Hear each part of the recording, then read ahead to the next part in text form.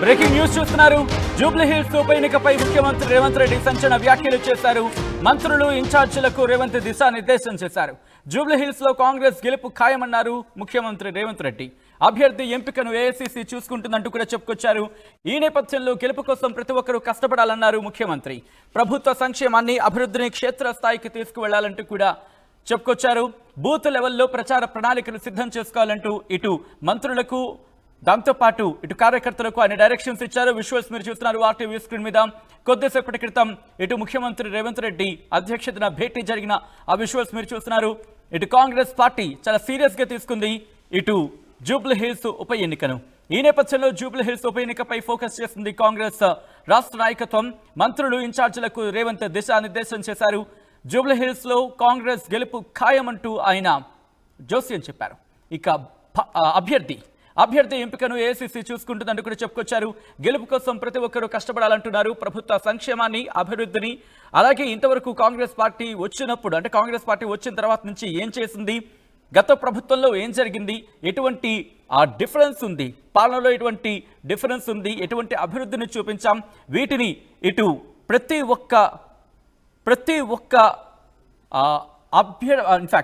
ఒక్క కార్యకర్త ఇటు ప్రజల్లోకి తీసుకువెళ్లాలంటూ కూడా డైరెక్షన్స్ ఇచ్చారంటే అర్థం చేసుకోవచ్చు. ఈ నేపథ్యంలో ఎటువంటి వ్యూహంతో వెళ్తున్నారు, అభ్యర్థి విషయంలో ఇటు అధిష్టానం చూసుకుంటుందంటూ ఎందుకు చెప్పిన పరిస్థితి ఉంది అంటే ఇప్పటికీ అభ్యర్థికి సంబంధించి కంక్లూషన్కి వచ్చారా, ఆ కంక్లూషన్ నేపథ్యంలోని అధిష్టానం చేతుల్లో ఉందా, ఏం జరుగుతోంది, డీటెయిల్గా అప్డేట్స్ అందించేందుకు ఈ అంశాన్ని ఎప్పటికప్పుడు ట్రాక్ చేస్తున్నాం. మా ప్రతినిధి మధు దగ్గరకు వెళ్తున్నాను. మధు, అసలు కారణం ఏంటి? ఎందుకంటే అభ్యర్థి విషయంలో ఇప్పటికీ కాంగ్రెస్ పార్టీ ఒక కంక్లూషన్కి వచ్చిందో, ఒక నిర్ణయానికి వచ్చిందని ఒక చర్చ జరుగుతున్న క్రమంలో ఇప్పుడు మళ్ళీ రాష్ట్ర నాయకత్వం ఇటు ఏఐసీసీకి అప్పచెప్పిందంటూ చర్చ జరుగుతున్న క్రమంలో ఏం జరుగుతోంది? మరి ముఖ్యంగా ముఖ్యమంత్రి రేవంత్ రెడ్డి ఆ వ్యాఖ్యలను ఎలా చూడాలి? ఎగ్జాక్ట్లీ జూబ్లీస్ లో ఆయన ఇంట్లో భేటీ అయ్యారు. కీలకంగా మంత్రులు, తర్వాత పార్టీ చీఫ్ మహేష్ కుమార్ గౌడ్, జూబ్లీస్ నియోజకవర్గానికి సంబంధించి ఇప్పటికే ఇన్ఛార్జ్ గా ఉన్నటువంటి ఇతర మంత్రులు పొన్నం ప్రభాకర్, తుమ్మల నాగేశ్వరరావు, వివేక్లతో భేటీ అయ్యారు. అయితే దీంట్లో ప్రత్యేకత ఏంటంటే చాలా మందితో భేటీ అయినప్పటికీ ఇలా ఎట్టి పరిస్థితుల్లో గెలిపే ముఖ్యమైనటువంటిది మాట్లాడుతున్నప్పటికీ సర్వే ఏజెన్సీలకు సంబంధించినటువంటి వారితో వారు కూడా ఈ భేటీలో వాళ్ళు షామిల్ అయ్యారు, ఇన్వాల్వ్ అవ్వాలి. దానికి రీజన్ ఏంటంటే ఎవరికి అభ్యర్థి ఎవరైతే బాగుంటుంది, లేకపోతే అభ్యర్థికి సంబంధం లేకుండా పార్టీ గెలిచే పరిస్థితి ఉందా, అసలు జూబ్లీస్ గ్రౌండ్ లో ఉన్నటువంటి రియల్ సిచ్యువేషన్ ఏంటి, వీటన్నిటిని సర్వే రిపోర్ట్ ద్వారా తెలుసుకునే ప్రయత్నం చేస్తారు. ఒక సీక్రెట్ సర్వే రిపోర్ట్ ని పిసిసి చీఫ్ మహేష్ కుమార్ గౌడ్ ముఖ్యమంత్రికి అందజేసినట్టుగా కూడా ప్రచారం జరుగుతా ఉంది. దీనికి సంబంధించి తెలుస్తా ఉంది. దీంట్లో ఈ సీక్రెట్ రిపోర్ట్ తో ఏముంది, పార్టీ గురించి గ్రౌండ్ లో ఏమనుకుంటున్నారు, అభ్యర్థి అయితే ఎవరైతే బాగుంటుంది, ప్రత్యర్థి గురించి ఏమనుకుంటున్నారు, అసలు బీజేపీ గురించి ఎలాంటి చర్చ ఉంది, మొత్తం సర్వే చేశారు. ఈ సర్వేలో ఇప్పటికీ 3 సర్వేలు కంప్లీట్ అయినట్టుగా తెలుస్తా ఉంది సచిన్. ఆల్రెడీ బీఆర్ఎస్ కూడా ఇదే సర్వే మీద ఆధారపడింది. ఈ రెండు చేస్తున్నటువంటి సర్వేల పైన బీజేపీ అలా డిఫరెంట్ గా ఆలోచన చేస్తా ఉంది. మొత్తానికి ముఖ్యమంత్రి గెలిపే లక్ష్యంగా ఖచ్చితంగా గెలుపు ఉండాలి. పోలింగ్ బూత్ లకు సంబంధించినటువంటి అంశాల క్షేత్రస్థాయి నుంచి కూడా పెద్ద ఎత్తున ప్రచారం చేయాలి. నియోజకవర్గాల్లో ఉన్న సమస్యలను వెంటనే ప్రభుత్వం దృష్టికి తీసుకొస్తే వెంటనే సాల్వ్ చేద్దాం. డ్రైనేజ్ కానీ, రోడ్స్ కానీ, లైట్స్ కానీ, ఇంకా ఇతరత్ర ప్రభుత్వ పథకాలు పెండింగ్ లో ఉన్నా కానీ, ఇప్పుడు ఎగ్జాంపుల్ అక్కడ ఇందిరమ్మ ఇళ్ల విషయం కానీ, పెన్షన్ కానీ, వికలాంగులకు సంబంధించినటువంటి అంశం కానీ, ఇంకా ఏదైనా సమస్యలు ఉన్నాయా రేషన్ కార్డులకు సంబంధించి, వాటిని ఇమ్మీడియట్ గా సాల్వ్ చేసేలాగా కార్యాచరణ రూపొందించండి జూబ్లీస్ నియోజకవర్గంలో అనేటువంటిది ఒకటి చాలా స్పష్టంగా చెప్పారు. గెలిపే లక్ష్యంగా ఉండాలి, అందరూ సమన్వయంతో పనిచేయాలి, కలిసి పనిచేయాలి. అభ్యర్థి ఎవరైనా కూడా గెలిపే ఆధారంగా పనిచేయాలి పార్టీ. ఆ అభ్యర్థి విషయానికి వస్తే ఏఐసీసీ చూసుకుంటుంది అనేటువంటిది క్లారిటీ ఇచ్చారు ముఖ్యమంత్రి రేవంత్ రెడ్డి. సాధారణంగా కాంగ్రెస్ పార్టీలో ఏఐసీసీ నుంచే పేరు వస్తుంది, అక్కడి నుంచే ప్రకటన ఉంటుంది, ఓపెన్ గా పేరు అనౌన్స్మెంట్ చేస్తారు. సో కాబట్టి ఈసారి కూడా అదే రీతిలో జూబ్లీస్ అభ్యర్థి ఎవరైనటువంటిది తెలిసిపోయే అవకాశం ఉంది. కాకపోతే ఈసారి జూబ్లీస్ లో మొన్నటి వరకు రేస్ లో ఉన్న అజారుద్దీన్ ఎమ్మెల్సీ ఇచ్చారు కాబట్టి, అనౌన్స్మెంట్ చేశారు కాబట్టి, ఇక్కడ నవీన్ కుమార్ యాదవ్, తర్వాత బొంతు రామ్మోహన్, అంజన్ కుమార్ యాదవ్, ఇంకా కొద్దిమంది పేర్లు వినిపిస్తా ఉన్నాయి. దీంట్లో ప్రధానంగా ఉన్నటువంటి ఎవరికి ఇవ్వాలనేటువంటిది ఏఐసీసీ డిసైడ్ చేస్తుంది అభ్యర్థిని అని రేవంత్ రెడ్డి అన్నారు కాబట్టి అనూహ్యంగా మరొక పేరు కూడా తెరపైకి వచ్చేటువంటి అవకాశం ఉంటుంది ఖచ్చితంగా. కాబట్టి ముఖ్యమంత్రి సమావేశంలో సీనియర్లు జూనియర్లు అనేటువంటి తేడా వద్దు, మీకు అప్పచెప్పిన బాధ్యతతో ఖచ్చితంగా క్షేత్రస్థాయిలో గెలుపు కోసం ప్రయత్నం చేయండి, ప్రచారం ప్రారంభించండి అనేటువంటిది ఈ జరిగినటువంటి వేటలో ముఖ్యమంత్రి మీరందరికీ చెప్పినట్టుగా తెలుస్తా ఉంది. చాలా స్పష్టంగా బూత్ స్థాయి నుంచి మొత్తం డివిజన్ల వారీగా అందరినీ ఇన్ఛార్జీలు ఇస్తాం, గట్టిగా పనిచేయాలి అందరూ అనేటువంటి ఒక భరోసా ఇచ్చినట్టుగా తెలుస్తా ఉంది. స్థానికంగా సమస్యల ఏకరువు కోసం ప్రజలు వస్తారు కాబట్టి సమస్యలు సాల్వ్ చేయండి ఇమీడియట్ గా అనేటువంటిది ముఖ్యమంత్రి క్లారిటీ ఇచ్చినట్టుగా తెలుస్తా ఉంది. సో మొత్తానికి కొద్ది రోజుల్లోనే జూబ్లీహిల్స్ అభ్యర్థి ఎవరో ఖరారు కానుంది. రైట్, అంటే ఇక్కడ అభ్యర్థి ఎంపికకు సంబంధించి ఇంకా మల్లగుల్లాలు పడుతుంది అనుకోవాలా? ఆ నేపథ్యంలోనే ఏఐసిసి చేతుల్లో రాష్ట్ర నాయకత్వం పెట్టింది అనుకోవాలా, లేకపోతే ఆల్రెడీ అభ్యర్థి ఎంపిక ఖరారైపోయింది, ఇక అనౌన్స్మెంట్ మాత్రమే మిగిలిపోయింది, ఈ అంశానికి సంబంధించి చర్చ జరుగుతుందా, లేకపోతే అభ్యర్థి విషయంలో ఇంకా రాష్ట్ర నాయకత్వం ఇంకా మల్లగుల్లాలు పడుతుంది అనుకోవాలా? ఈ 3 ఆప్షన్స్ లో దేనికి సంబంధించి చర్చ జరుగుతుంది, లేకపోతే బియాండ్ దీనికి సంబంధించి చర్చ జరుగుతుందా మధు?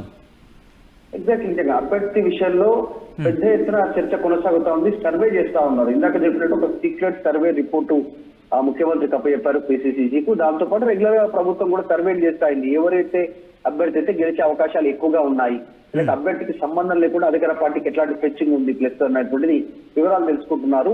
ఎందుకు ఇంత డిమాండ్ ఉంది జూబ్లీహిల్స్ ఉప ఎన్నిక కంటే, ఇక్కడ నుంచి గెలిచేటువంటి అభ్యర్థి ఎవరైనా కానీ, ఏ సామాజిక వర్గమైనా కానీ, ఈసారి మంత్రివర్గంలో హైదరాబాద్ కోటాలో అవకాశం దక్కే అవకాశం పరిస్థితి ఉంది. మంత్రి స్థానంలో 3 ఖాళీలు ఉన్నాయి. ఆ 3ట్లో ఒకటి ఖచ్చితంగా జూబ్లీహిల్స్ గెలిచే అభ్యర్థి మంత్రి కాబోతా ఉన్నారు.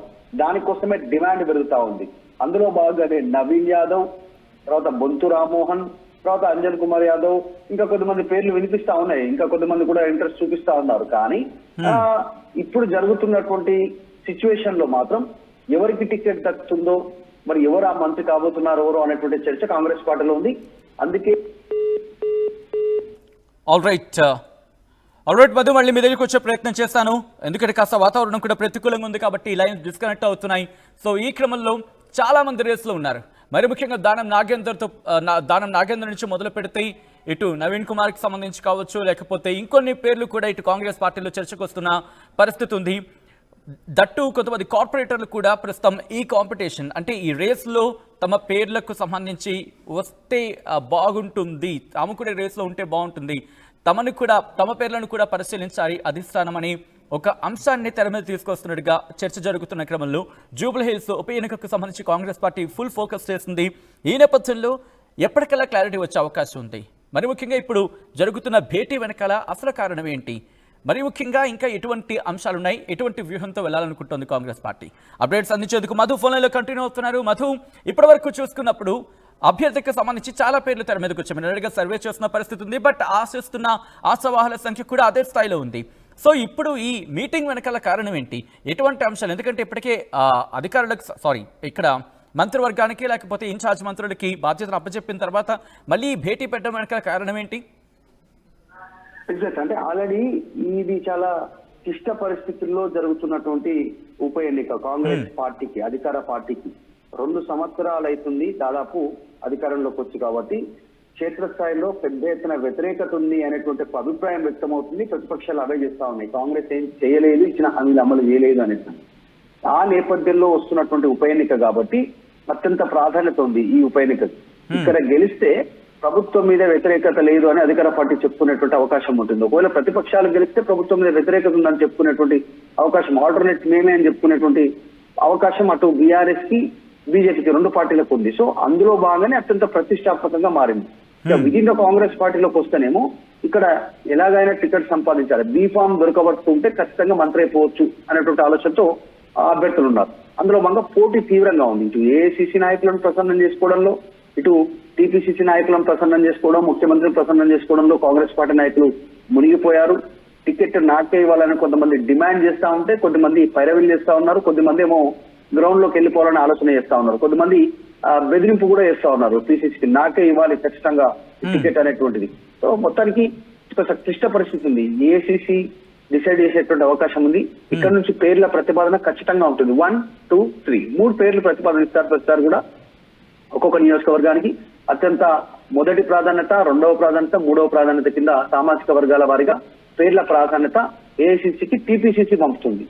దాంట్లో ఆలోచించి ఏఐసిసి ఒక నిర్ణయంతో ఒక పేరును ఫైనల్ చేసేటువంటి అవకాశం ఉంటుంది. సామాజిక పరంగా కానీ ఇంకా మిగతా అన్ని అంశాలను దృష్టిలో పెట్టుకుని ఏఐసిసి అనౌన్స్మెంట్ చేస్తుంది. అందులో భాగంగానే ప్రతిష్టాత్మకంగా తీసుకున్నారు ముఖ్యమంత్రి సీటు గెలవాలనేటువంటిది. మొన్న కంటోన్మెంట్ ఉప ఎన్నికలో గెలిచారు, అలాగే ఇక్కడ కూడా గెలవాలనే ఒక వ్యూహరచన కాంగ్రెస్ పార్టీ చేస్తున్నట్టుగా తెలుస్తారు. Right Madhu, thanks for update. మొత్తంగా అయితే మాత్రం అభ్యర్థి ఎంపికకు ఏఐసిసి చూసుకుంటుందంటూ కూడా ముఖ్యమంత్రి రేవంత్ రెడ్డి చెప్పుకురావడం ప్రస్తుతం ఆసక్తికర పరిణామం కింద చెప్పుకోవాలి. దాంతోపాటు ఈ రోజు జూబ్లీహిల్స్ ఉప ఎన్నికపై తన ఇంట్లో ముఖ్యమంత్రి రేవంత్ రెడ్డి ఈరోజు భేటీ నిర్వహించడం జరిగింది. ఈ భేటీలో సంచలన వ్యాఖ్యలు చేశారు. మంత్రులు ఇన్ఛార్జీలకు రేవంత్ దిశానిర్దేశం చేశారు. జూబ్లీహిల్స్ లో కాంగ్రెస్ గెలుపు ఖాయమంటున్నారు ముఖ్యమంత్రి రేవంత్ రెడ్డి. అభ్యర్థి ఎంపికను ఏఐసిసి చూసుకుంటుందంటూ కూడా జోస్యం చెప్పారు ఆయన. దాంతోపాటు ఇన్ఫాక్ట్ ఏఐసిసి చూసుకుంటుందని చెప్పుకొచ్చారు. గెలుపు కోసం ప్రతి ఒక్కరూ కష్టపడాలంటున్నారు ముఖ్యమంత్రి. ప్రభుత్వ సంక్షేమాన్ని అభివృద్ధిని క్షేత్రస్థాయిలో ప్రజల్లోకి తీసుకువెళ్లాలంటున్నారు రేవంత్ రెడ్డి. బూత్ లెవెల్లో ప్రచార ప్రణాళికలు సిద్ధం చేసుకోవాలంటే ఇప్పటికీ కార్యకర్తలకు దిశానిర్దేశం చేశారు.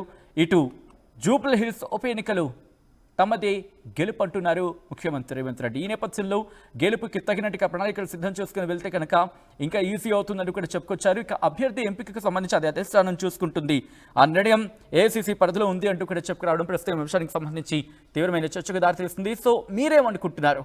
ఇటు కాంగ్రెస్ గెలుపు ఖాయమైన జూబ్లీహిల్స్ ఉప ఎన్నికలో గెలిచే పార్టీ ఏది అంటూ కూడా ఒక అంశాన్ని మిమ్మల్ని వచ్చే ప్రయత్నం చేసింది పోల్ రూపంలో ఆర్టీవీ. కొంతమంది ఇప్పటికీ రియాక్ట్ అయ్యారు. ఇటు కాంగ్రెస్ అంటూ కొంతమంది ఏకంగా 60% పైగా కాంగ్రెస్ అంటున్నారు. మరికొంతమంది బీఆర్ఎస్కు అంటే కాంగ్రెస్కు 60 నుంచి 40% అక్కడ ఫ్లక్చువేషన్ కనిపిస్తోంది. బీఆర్ఎస్కు 30 నుంచి 40% ఆ ఫ్లక్చువేషన్ ఉంది. ఇక బీజేపీకి 2% అంటూ పోల్లో కొంతమంది పోల్ పార్టిసిపేట్ చేసిన వాళ్ళు ఇటు చెప్తున్న పరిస్థితి ఉంది. ఇన్ఫాక్ట్ ఆ పోల్ ప్రకారం చూసుకుంటే కనుక ఈ నేపథ్యంలో ఎటువంటి పరిణామాలు చోటు చేసుకునే అవకాశం కనిపిస్తోంది? ఎటువంటి అంశాలు ఇక్కడ కాంగ్రెస్ కలిసి రావచ్చు, లేకపోతే బీఆర్ఎస్కి కలిసి రావచ్చు, బీజేపీకి కలిసి రావచ్చు? మీరేమనుకుంటున్నారని కామెంట్ చేసే ప్రయత్నం చేయండి.